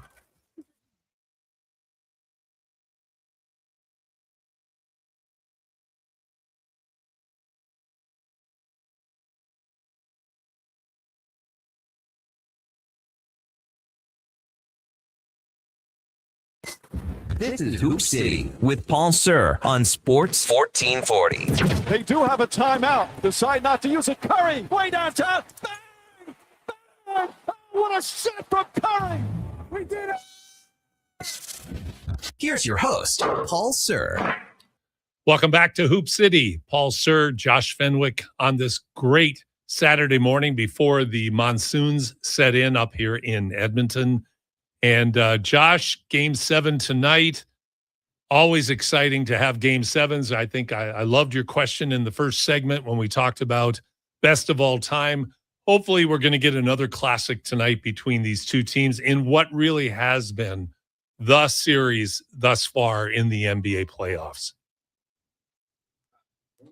Yeah. No, hey, it's been absolutely enthralling. There's the word of the day. There's the word of the day. Enthralling with Dr. Josh. That's so right. This has been a disco Saturday. I've tried to feature some of the great disco songs that back in the 70s that I think are just so much fun. I really enjoy Wild Cherry, play that funky music, one of the great one-hit wonders of that era. I've got an update on 3x3. People that know me know how passionate I am about the sport of 3x3, and formed a not-for-profit called the 3x3 Basketball Association. And our whole goal has been working towards shining a spotlight on and creating opportunities for more and more people of all ages to play 3x3. And I'm excited that some announcements are going to be forthcoming in this next week. We will be hosting a Hoop City 3x3 Edmonton Federation of Community Leagues Festival, July 11th, down at the Fan Park in downtown Edmonton. This will be open to all to come to participate. It will be a very inexpensive event. Look for the release to be coming out this week. And also look at our website at 3x3basketball.ca, and you'll be able to find the information there on how you can either play or attend. We also have 4 3x3 events coming up. Those will be announced this week as well. That will be held in downtown in the new Warehouse Park area. We're going to have some fun events, some fun different challenges. So there'll be 4 of them announced as well. And in the immediate sense, this starting on Monday, the World Cup, the FIBA 3x3 World Cup in Warsaw, Poland will be taking place. And as always, Canada Basketball's women's team will be there and be one of the favorites, led by Edmonton's Catherine Plouffe, Lethbridge's Casey Bosch, Saskatchewan's Paige Crozen, and then the name escapes me, a 4th player who's from British Columbia. So all Western Canada players will be representing Canada in the World Cup. And boy, I'll tell you, this is the toughest World Cup of all time. Also at the World Cup, coached by Edmonton's Steve Sir, will be the Mongolia men's and women's team. Mongolia last year on the women's side in the World Cup won the silver medal, surprising everybody. And Steve has led that little country into prominence in the 3x3 world, and they'll be competing as well. And like I said, though, I don't know who you would call a clear-cut favorite on either the men's or the women's side, because the quality of competition is so high. So you can catch the 3x3, though, online. If you just go to FIBA3x3.com, all of the games will be broadcast live, easy to access online. So you can watch some great 3x3 basketball. Couple of quick hitters before we go this weekend. The Edmonton Stingers journey down to Red Deer to play against the Calgary Surge on Sunday. The Stingers are 1-3. Calgary is 0-4 to start the season. So both teams are going to be hungry for a win. The Stingers have made some lineup changes recently, so we'll see some new faces out there representing Edmonton. So I think this is going to be a great game. You can watch them on CBC Gem, or if you can, by all means, get down to Red Deer and support our Edmonton Stingers team. Every week, before we do that, let's have one more chat, Josh, about San Antonio. You're going with San Antonio. You claim, and I have no reason to disbelieve you, that you called this to be the Spurs in 7 at before the playoffs began. Call me a liar, Paul? I'm no, just implying I haven't seen the proof. I haven't seen proof of this, but I'll take your word for it. You need to listen to more of the Lowdown with Lowtide, I guess. I guess so. Stay up to date. I guess so. Yes, so that's on me. But what do you think? What's one thing about tonight's game that's most exciting to you? What if you had to pick one significant factor going into this game that you think will affect the outcome the most, what would that be? Okay, here it is. One from both sides, the role players, but have been in the upper echelon this series. Jared McCain for the Thunder. Caruso as well. Caruso has been very good. I think McCain is an X factor for the Thunder, and I think the Spurs X factor is the incredibly hot rookie Dylan Harper and his play. If those two guys show up, I think we're in for a classic. Really could be. And if Harper's on his game, much like he was in game 1, a lot to ask in a game 7 when you're on your way to the final to put you in the finals. But he's so sound defensively, and Jared McCain could shoot the absolute skin off the ball. Like he's unreal from beyond the arc. But if those two guys show up, I have no doubt that the big names, the heavy hitters, Wemby, Shea, Chet, Steph, Fox, like I believe those guys are going to show up. But in these knockout games, it's the role guys who you got to watch out for. Well, and I think that's a great point, because if you look at a couple of the Oklahoma City wins, it was clearly because of the sharpshooting of the role players that made the difference in the game. So I think that's a great point. I'm going to go with, like, let's just put the obvious things aside for a second. Wemby's play, is he going to float on the perimeter or is he going to get in the low block and continue to be as aggressive as he was in game 6, as opposed to being passive like he was in game 5? That's a huge factor. To me, a huge factor tonight is going to be the play of DeAndre Fox, because he really has not been himself because of his ankle injury, and he's had a bad ankle injury. But the other night, what I liked seeing, even though he did not shoot the ball well, was that he was creating his own shot. He was short on a lot of his shots, but the fact that he was able to get his shot off comfortably, the ball didn't go in, but on that night, luckily for the Spurs, it didn't need to. But if Fox can get hot, that will make a big, big difference. And especially if you've got Harper coming into the game.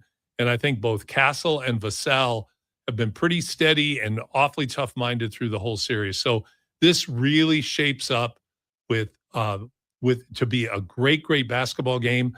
Both teams have injuries to contend with, but I think right now OKC is worse for the wear with the injuries they have, with both Mitchell and Williams being out for this game. So SGA is going to have an outstanding game, but this shapes up to be a fantastic Game 7. And anytime you have a chance for a Game 7, that'll be great. And then, of course, the NBA Finals, regardless of whether it's the Spurs or it's the Thunder, will get going on Wednesday night in the Western Conference Champions facility. So fantastic week of basketball, setting the table for what will be an interesting, very interesting NBA Finals.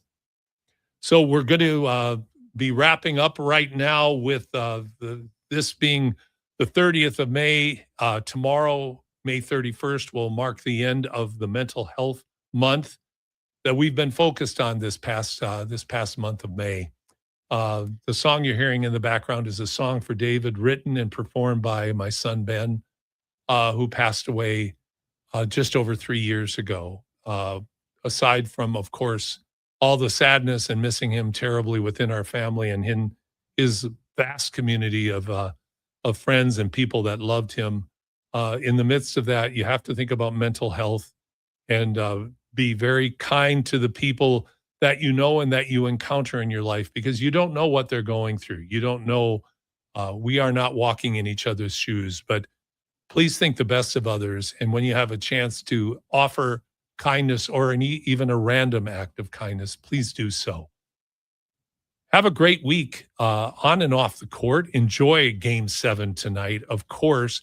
And we look forward, Josh, to being with you again next weekend. That's right. Be there, be square. Be there, be square. We'll already be into the NBA Finals. So, folks, take care. Stay dry, because we're going to have a lot of rain finally here in the capital city. In the meanwhile, take care. Thanks for joining us on Hoop City with Paul Sir on your sports leader, Sports 1440. The Lawnmower Hospital. Contractors, spring cleanup is coming. It's time to get your lawnmowers, aerators, power rakes, lawn vacs, and more serviced at the Lawnmower Hospital. Hey, the longer you wait, the longer you'll have to wait in line later. Their service department gets crazy busy as the season rolls on, so get in now while it's calm. For quick service on top brands like Bluebird, Ryan Turf, Husqvarna, and more, check out lawnmowerhosp.com. The Lawnmower Hospital.